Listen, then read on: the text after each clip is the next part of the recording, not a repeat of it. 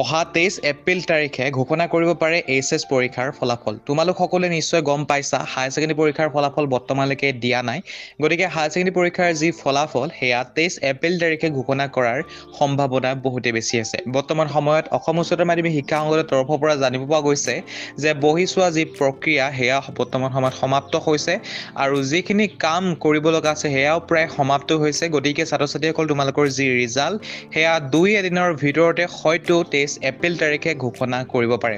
আৰু ইয়াৰ সন্দৰ্ভত অফিচিয়েল তথ্য যিহেতু অহা নাই, গতিকে মই ডাইৰেক্ট ফিক্স বুলি মই কৈ নিদিওঁ ভিডিঅ'টোৰ মাধ্যমেৰে। ফিক্স যদি আপডেট পাওঁ তেনেহ'লে তোমালোকে আমাৰ হোৱাটছআপ চেনেলতে পাই যাবা ফিক্স আপডেট। গতিকে নিশ্চয় তোমালোকে যিসকলে আমাৰ হোৱাটছআপ চেনেলটো ফ'ল' নাই কৰা ফ'ল' কৰি ল'বা, আৰু যিসকলে ফ'ল' কৰি থৈছা তোমালোকে চিন্তা কৰা কোনো ধৰণৰ কাৰণে যেতিয়াই ফিক্স আপডেট আহিব তেতিয়াই তোমালোকে তাত ডাইৰেক্টলি পোষ্ট দেখিবৰ কাৰণে পাবা। গতিকে ভিডিঅ' চাই সময় নষ্ট কৰাতকৈ তোমালোকে আমাৰ হোৱাটছআপ চেনেলটো নিশ্চয় ফ'ল' কৰি ল'বা। ফ'ল' কৰিবৰ কাৰণে ভিডিঅ' ডিছক্ৰিপশ্যন বক্স চেক কৰা, তাতে লিংক দেখিবৰ কাৰণে পাবা।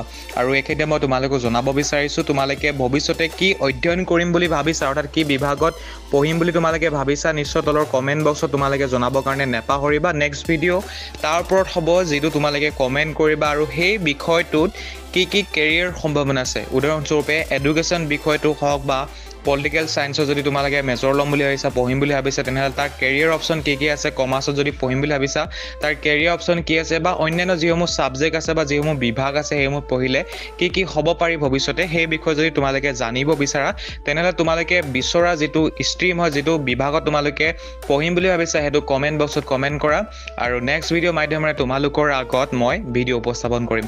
গতিকে তোমালোকে নিশ্চয় তলৰ কমেণ্ট বক্সত কমেণ্ট কৰিবা। লগতে আমাৰ হোৱাটছআপ চেনেলটো যদি তোমালোকে ফ'ল' নাই কৰা নিশ্চয় ফ'ল' কৰি ল'বা, আৰু এই ভিডিঅ'ৰ ডিছক্ৰিপশ্যন বক্সতে লিংক দিয়া হৈছে। গতিকে ছাত্ৰ ছাত্ৰীসকল ভিডিঅ'টো চোৱাৰ কাৰণে ইমান পৰে ধন্যবাদ।